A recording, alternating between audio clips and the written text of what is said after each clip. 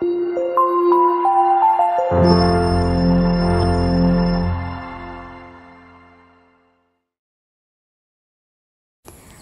saudara yang diberkati oleh Tuhan. Hari ini kita akan merenungkan kebenaran firman Tuhan dalam Filipi pasal 1 ayat 27 sampai dengan 30.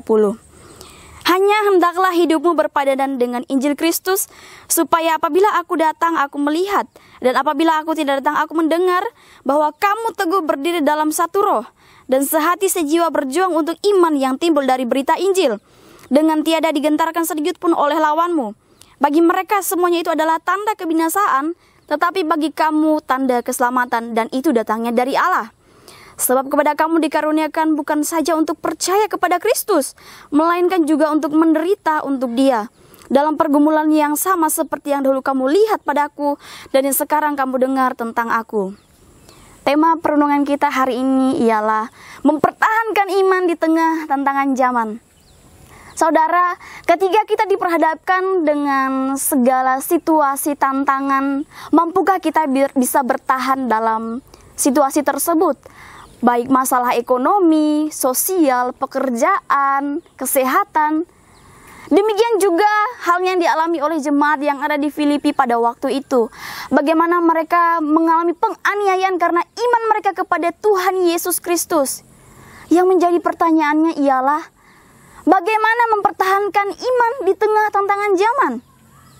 Yang pertama, hidup sesuai dengan kebenaran Injil Kristus.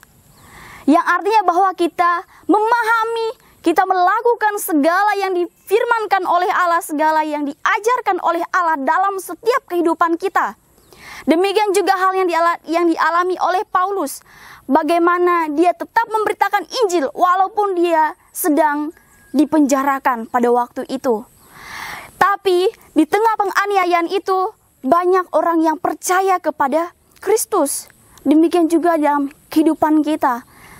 Ketika di tengah tantangan zaman seperti ini, kita harus hidup sesuai dengan kebenaran Injil Kristus.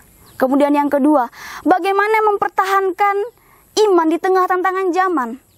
Siap menderita bagi Kristus.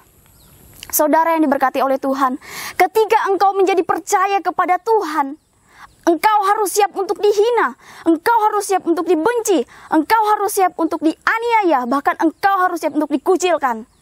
Karena engkau percaya kepada Tuhan. Itulah harga yang harus kita bayar ketika kita hidup di dalam Tuhan, ketika kita percaya kepada Tuhan. Inilah iman kita. Kita mempertahankan iman kita di tengah tantangan zaman. Kita harus hidup sesuai dengan kebenaran Injil Kristus dan siap menderita untuk Kristus. Salam, Tuhan Yesus memberkati.